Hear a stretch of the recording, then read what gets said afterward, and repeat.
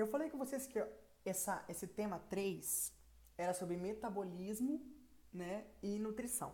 Eu falei com vocês que metabolismo é justamente transformação e que eu podia dividir o meu metabolismo em duas formas, né? Na, no catabolismo e no anabolismo. O catabolismo ele diz respeito a pegar as macromoléculas, degradar elas e formar moléculas menores. Essas moléculas menores elas vão ser usadas para a produção de outras macromoléculas. Mas como isso acontece? Né? Como que isso vai acontecer? Existem metabolismo de várias coisas.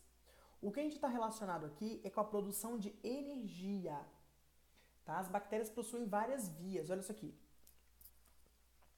Tanto proteína como polissacarídeo, que são carboidratos, como lipídios, podem ser utilizados para a produção de energia. Ok? O metabolismo microbiano que a gente tá querendo saber aqui é justamente a obtenção de energia, a formação da molécula de ATP. Os micro-organismos eles possuem três vias metabólicas para a produção, para a produção de ATP, de molécula de energia. Eles podem usar a respiração e podem usar a fermentação. A respiração diz respeito a, pode ser aeróbica ou anaeróbica. Tá? Tanto essas três vias são para a obtenção de energia. O que eu quero que você entenda é o seguinte. Tá? Eu estou falando de catabolismo aqui. Eu estou falando que eu vou ter que degradar, da forma como eu vou ter que pegar as moléculas grandes, as macromoléculas, transformá-las em moléculas pequenas para que elas sejam usadas como subunidades formadoras de moléculas maiores. É isso que eu estou falando com você. E é isso que vai acontecer. Então, tanto proteínas como polissacarídeos, como lipídios podem ser usados para a produção de energia. E isso aqui é uma rota, olha só. A glicose como principal fonte, o lipídio que pode ser degradado aqui, entrar como subproduto aqui, virar algum intermediário aqui. Então é como se isso aqui fosse a produção de energia, a produção de ATP. Essas outras moléculas podem ser degradadas em algumas subunidades, né, que a gente chama de intermediários, e esses intermediários podem entrar nessa via. Mesmo não sendo uma glicose, mesmo não sendo uma glicose. Eu estou falando com você que uma proteína ela pode ser degradada em alguma subunidade que pode entrar na via do ciclo da produção de energia. A mesma coisa acontece com o lipídio. Ok? Vamos diferenciar o que é respiração. A respiração ela pode ser de dois tipos, aeróbica e anaeróbica. Quando eu falar para você de respiração, você vai lembrar do ciclo de Krebs. E quando eu falar para você de fermentação, você vai lembrar de ácido lático. Quando eu falo de respiração anaeróbica, eu estou falando para você que o aceptor final de elétrons é o oxigênio. E que toda molécula, né, que entra, a glicose que vai virar ácido pirúvico, embora a glicose não seja a única fonte de ácido pirúvico, ó, os aminoácidos virando aqui,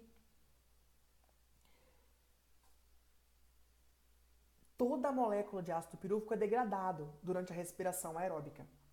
Agora, durante a respiração anaeróbica, o que acontece é que o oxigênio não é o aceptor final. O oxigênio não é a última substância que vai pegar os elétrons, ok? Mas sim uma substância inorgânica. Essas são as principais diferenças. Quando eu falo de fermentação, eu estou falando com você que o aceptor final vai ser uma molécula orgânica, uma substância orgânica. Por isso que na fermentação, o que eu vou ter de resultado serão ácidos, algumas moléculas orgânicas, entendeu? Na respiração não, na respiração eu vou ter moléculas inorgânicas, como água, no caso da respiração aeróbica. E na respiração anaeróbica eu vou ter outros produtos. Entenda primeiro essas principais diferenças, ok? E sem falar que na fermentação eu vou ter a degradação parcial da molécula de ácido pirúvico, porque é uma via metabólica para gerar energia rápida. Tudo bem, Vitor, entendi, gravei essas características aí, mas e daí? Então, gente, as bactérias, elas vão produzir energia por essas vias. É claro que algumas vias vão ser mais energéticas, outras vão ser menos energéticas. Só que o que acontece é que nem sempre as bactérias vão ter disponíveis um meio para realizar a respiração, por exemplo. Eu estou falando com você que as bactérias não vão poder nem sempre, não vão poder sempre gerar um número máximo de moléculas de ATP. Em algum momento, as bactérias vão gerar poucas moléculas. E nesse caso, elas vão ter que optar. Existe a primeira etapa da formação da energia, que é chamada de glicólise. Da glicólise até a formação do ATP são inúmeras reações que compreende a bioquímica. Estudar. Eu preciso que vocês entendam que tanto na fermentação como na respiração, a glicólise é a primeira etapa. A glicose, ela entra pela membrana plasmática, ela recebe um fosfato sendo fosforilado e virando glicose 6-fosfatase, igual acontece nos eucariotos. Eu sou uma glicose, estou no meio da célula. A minha célula tem oxigênio? Pum! Vai fazer respiração. Ah, eu estou fazendo respiração, mas eu não tenho oxigênio. Então você vai fazer a respiração anaeróbica. Meu Deus, estou aqui. Não posso fazer respiração, só faço fermentação. Pum! Vai fazer fermentação. Cada uma dessas opções que a bactéria tem vão gerar produtos para ela. Todas elas vão gerar ATP, gente, todas elas. Só que a diferença é o final, a utilização do oxigênio. Na respiração aeróbica, o oxigênio é o átomo que vai pegar os elétrons finais e formar algum composto. Na respiração anaeróbica, não. O aceptor final de elétrons não é o oxigênio, é outra substância inorgânica. E na fermentação, é uma substância orgânica, formando, como falei para vocês, os ácidos. É isso que vai acontecer. Essa é a diferença básica. O metabolismo é por essas 3 vias. Você tem que entender a característica de cada um. Saber que nem todos vão produzir a mesma quantidade de energia. A mais energética é a respiração aeróbica. A anaeróbica produz um pouco também. E que a fermentação não produz quase nada, porque é uma degradação parcial da molécula. É uma fonte de energia rápida. A respiração aeróbica ela é muito mais energética porque ela degrada toda a molécula de glicose que entra. Então ela quebra todas as ligações. Eu falei com você que a energia ela fica presa onde? Nas ligações químicas. Então toda a energia da glicose é liberada. Na fermentação isso não acontece, porque a glicose é quebrada ao meio, forma o ácido pirúvico, e esse ácido pirúvico vai ter só a energia dele. A outra parte, né, da glicose que não foi degradada não vai ter como pegar a energia. Ok? É basicamente isso. É isso que eu preciso que vocês entendam. Entrou na glicólise, quebrei a molécula. Vou fazer respiração? Qual? Ah, então eu vou gerar isso. Vou fazer respiração? Não, vou fermentação, porque eu vou gerar isso. Aeróbica, final, oxigênio. Anaeróbica, inorgânica, exceto oxigênio. Fermentação, degradação parcial, aceptor final, moléculas orgânicas. Aqui, ó. Na fermentação, olha isso aqui. Na respiração aeróbica, o aceptor final é o O2. Na respiração anaeróbica, são substâncias inorgânicas. E na fermentação, né, que é uma substância orgânica. Ok? Tranquilo, gente. As rotas metabólicas mesmo, como que funciona cada uma, né, vocês vão entender só se vocês verem a bioquímica. Mas isso aí está relacionado com a obtenção de energia. A aeróbica é mais energética, a fermentação nem tanto, e a anaeróbica é meio que intermediária entre isso aí, né, tá bom? Agora que eu sei o que a minha bactéria come, o que influencia no crescimento da minha bactéria, eu quero saber como que se dá o crescimento da minha bactéria. Então, gente, para a gente estudar o crescimento da bactéria, a gente utiliza um gráfico que tem esse formato aqui, ó. Ele é dividido em 4 fases. A fase lag, a fase log, a fase estacionária e a fase de morte celular. Esse é o gráfico de um crescimento bacteriano. É assim que funciona o crescimento bacteriano. Ok? Ele segue essa curva. Vamos entender cada estágio desse crescimento.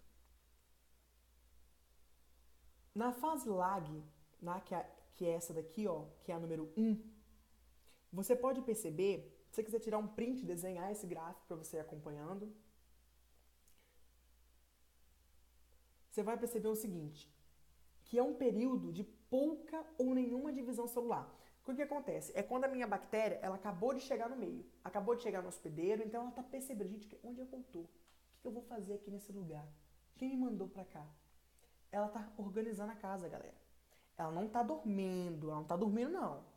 Ela está em intensa atividade metabólica porque ela vai começar um crescimento bacteriano. Só que ela não está preparada ainda, é uma fase de adaptação. Então, você pode perceber que quase não tem movimentação celular, quase não tem crescimento celular aqui, justamente porque é uma fase de adaptação. Agora, ela está produzindo as enzimas, as moléculas que ela vai usar na fase log, que é a fase de crescimento. A fase de log também é chamada de fase exponencial de crescimento. É quando o tempo de geração ele vai atingir um valor constante, que vai ser em linha reta.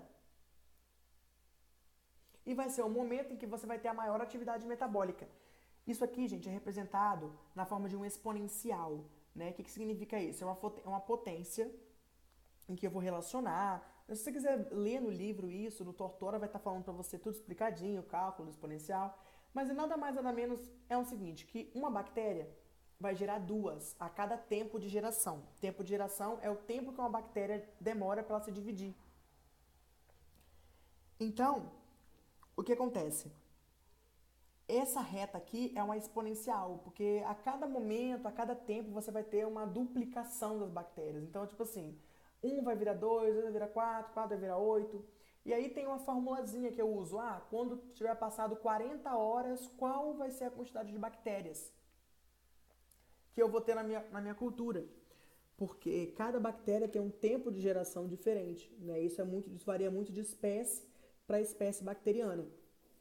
A fase 2 é essa fase aqui, então, ó, de crescimento bacteriano, ele vai estar a todo vapor, né? Eu vou ter uma produção metabólica muito grande, aquilo que ela estava preparando na fase lag, ela começa a usar aqui na fase log. Forma uma linha reta, porque é característico de uma exponente, né? À medida que o tempo vai aumentando, as bactérias vão crescendo, até que elas chegam no momento chamado fase estacionária, onde o número de mortes vai ser igual ao número de células novas. Olha aqui. A fase 3 é a fase estacionária. O número de mortes vai ser igual ao número de... Então aqui você não tem crescimento nenhum. Ela fica meio que parada, ela fica estagnada, ó. O tempo vai passando, vai passando, vai passando, vai passando, vai passando, até chegar no momento em que o número de mortes sobressai o número de vivos, e aí você entra numa fase de morte celular.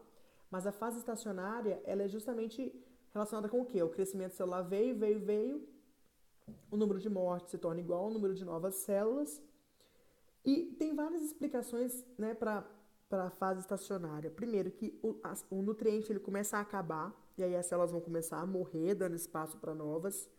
O meio ele vai ficar cheio de resíduos metabólicos. E a outra é que o pH começa a ser alterado, então essas células começam a morrer, né, entrando numa fase de morte aqui, ó. Nem sempre a fase de morte vai vir pro zero, tá, galera? Depende muito. Elas podem morrer por inteiro ou não, tá bom? Essas são as 3 fases, é muito tranquilo esse gráfico, fase lag, log, estacionária e morte. É só você entender isso e entender que tempo de geração, né, o conceito de tempo de geração, que é o tempo necessário para que uma divisão celular aconteça. Ok? Esse aqui é o gráfico, olha, se você conseguir desenhar ele e identificar as fases, é muito tranquilo mesmo, tá? Bom, gente, esse foi o assunto dessa aula sobre metabolismo bacteriano, né, e nutrição. É uma aula muito tranquila também. Eu espero que vocês não tenham tido dúvidas maiores. Talvez a maior dúvida foi na parte de metabolismo, mas não tem importância. Me procurem que eu tire a dúvida de vocês. É uma matéria bem tranquila também. Saibam diferenciar, entendam isso aqui que vocês vão perceber como que a microbiologia vai ficando mais clara e como que os tipos bacterianos, né, funcionam. Ok? Muito obrigado. Até a próxima.